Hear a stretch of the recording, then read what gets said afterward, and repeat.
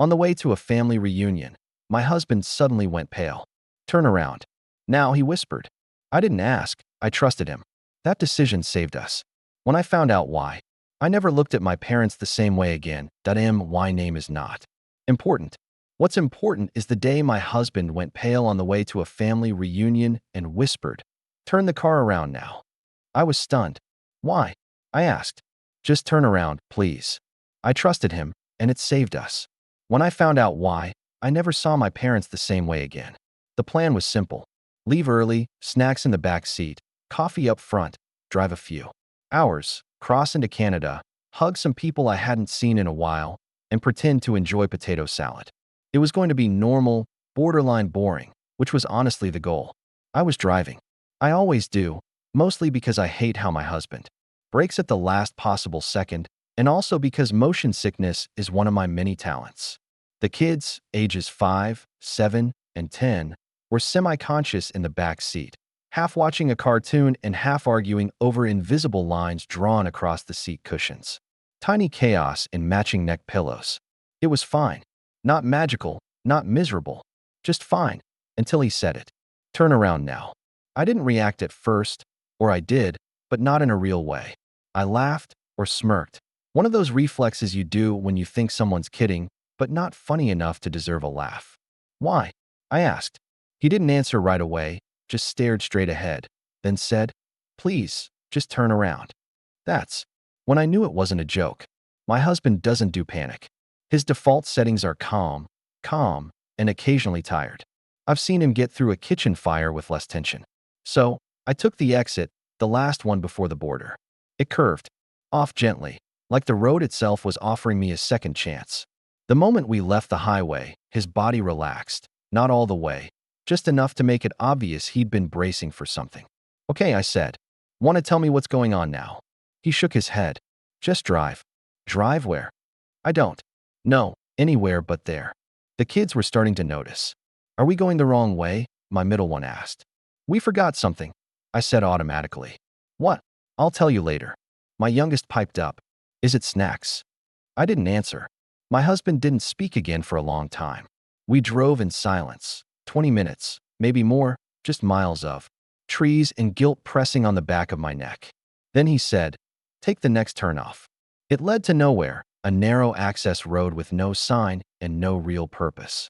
One of those places you only find when you're lost or about to be. I pulled off. He unbuckled his seatbelt. Stay here. He got out and walked to the back of the car. I couldn't see anything from where I was, so I just sat there waiting. My hands were sweating. My heartbeat was doing something weird, fast and heavy, like it knew something I didn't. After a minute, the trunk closed. He came back to my window. Can you come out? Why? I need you to see it. He didn't sound angry or scared, just tired and very, very sure. I got out. He walked me to the back of the car and opened the trunk. He didn't say anything, just pointed. I looked, and then I forgot how to breathe. I wasn't scared. Not yet. Fear was still on its way. What I felt in that moment was something slower, heavier, like falling through the floor of my own life. Inside, wedged in between clothes, stuffed into what looked like a child's toiletry bag, sealed in plastic, were packets. Not one. Not hidden especially well. Just their underlayers that wouldn't have fooled anyone doing their job for more than 5 seconds. I stared, not fully understanding, then fully understanding all at once. Not medicine, not vitamins, not anything. With a purpose that didn't include handcuffs, lawyers, or headlines. I didn't speak. I couldn't. Every muscle in my chest locked. It felt like drowning in slow motion. He didn't say, look what they did. He didn't say, this is what I thought. He just zipped the bag closed again and let the silence finish the sentence. They put that in our car, I finally said. My voice was thin. They put that in our car. He nodded. With the kids, I added. Another nod. I looked up at the sky for some reason. It was still blue. It still looked like a good day. I hated that. It felt wrong, like the sky hadn't gotten the memo. How did you know? I asked. He didn't answer right away, just stared at the closed trunk like it might still be open underneath. When they gave us the bag, he said eventually. Something in their eyes, the way they smiled, like it was already done, like they were sure it would work. He shrugged, then shook his head, like he was trying to knock the memory out. I couldn't stop thinking about it the whole drive.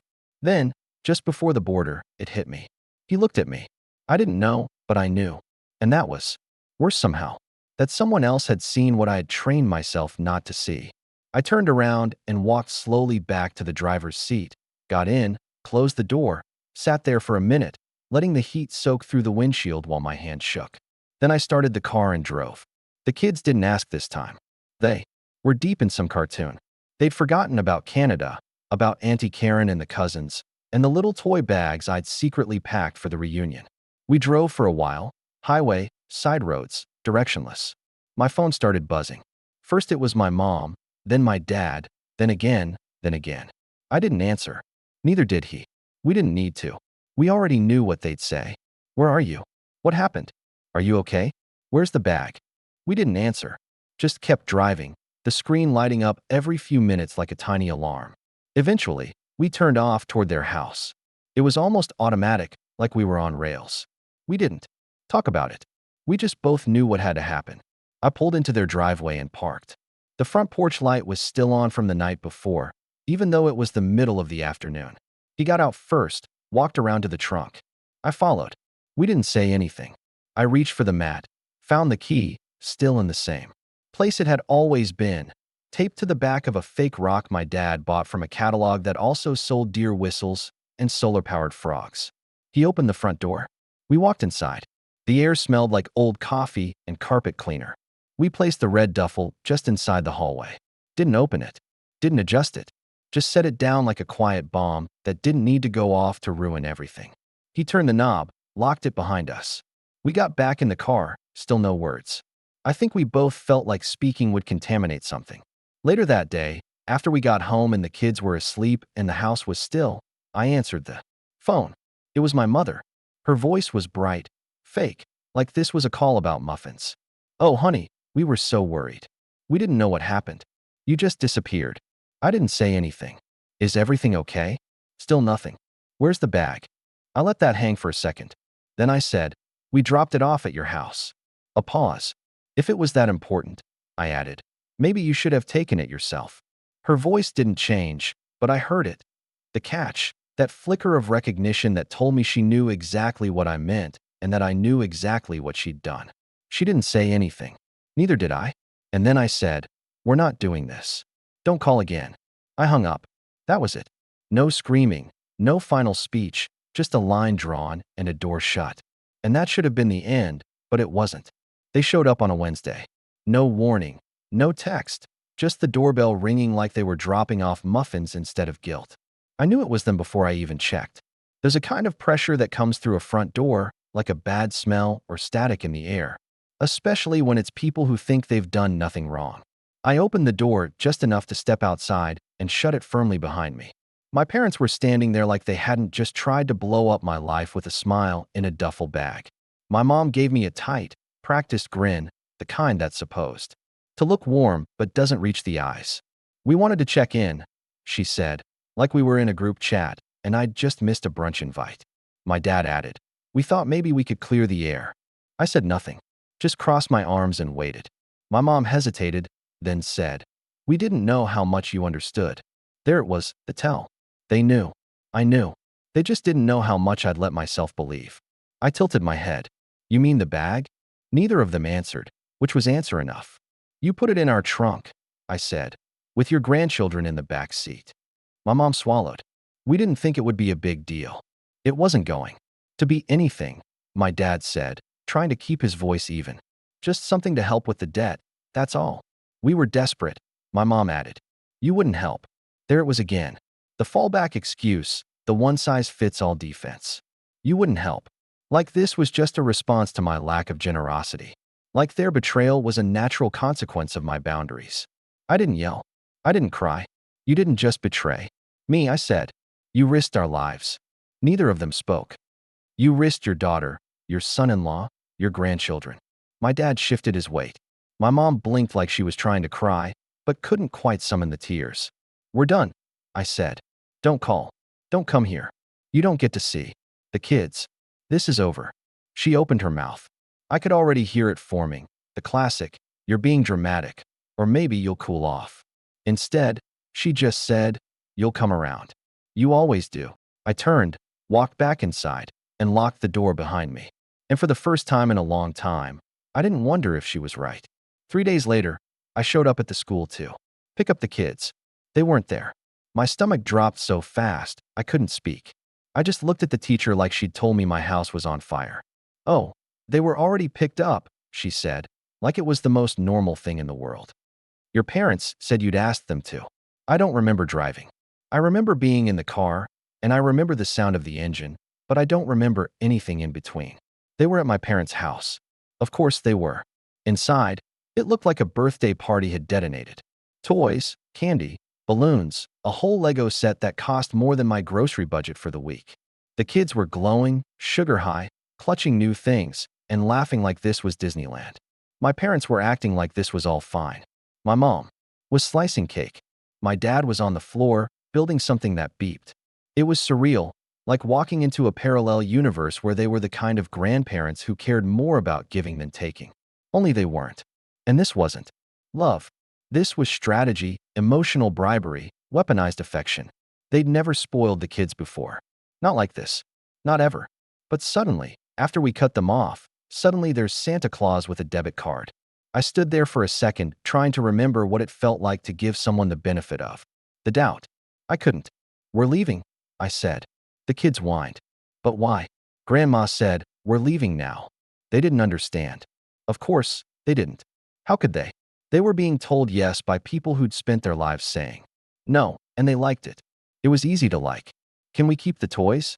One of them asked, clutching a stuffed bear like it held answers. I hesitated for a second. Then I said yes, because taking the toys away would make me the villain, and I wasn't giving my parents that win. As we headed out, my mom called after me, sing-songy and soft. "They'll come back to us. They always do." She said it like it was a fact. She said it like a promise. She said it like she still thought she could win. That night, I didn't wait for some magical sign or emotional breakdown.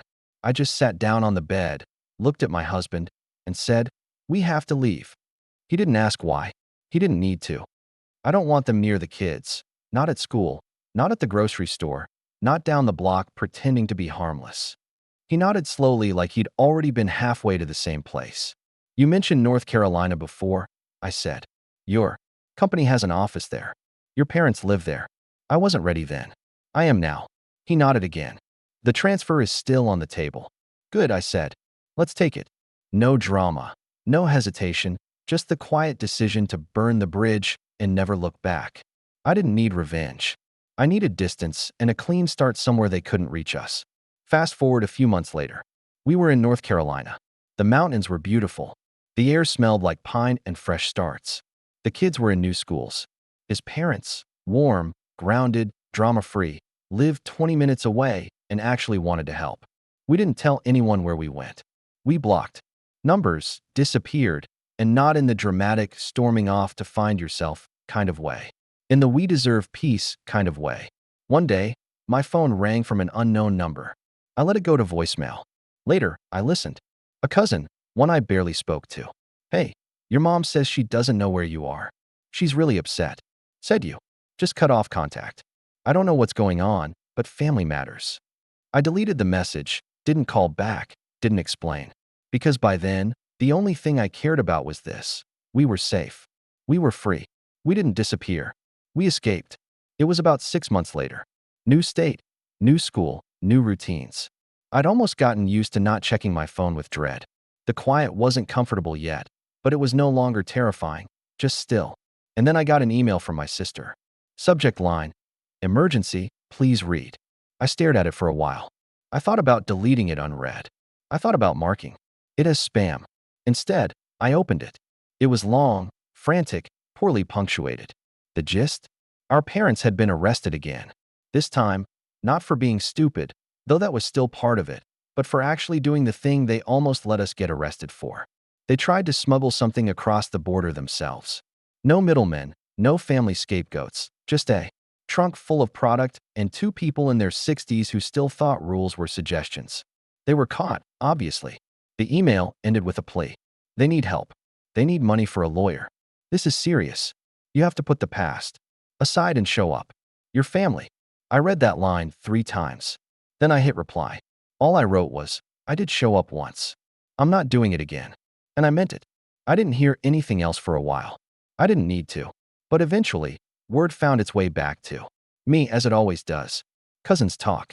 Family trees have rot, but the roots are deep. They were charged with possession with intent to distribute and attempting to cross an international border with controlled substances. A few pounds, enough for intent, not enough for headlines. They took a plea deal for years each.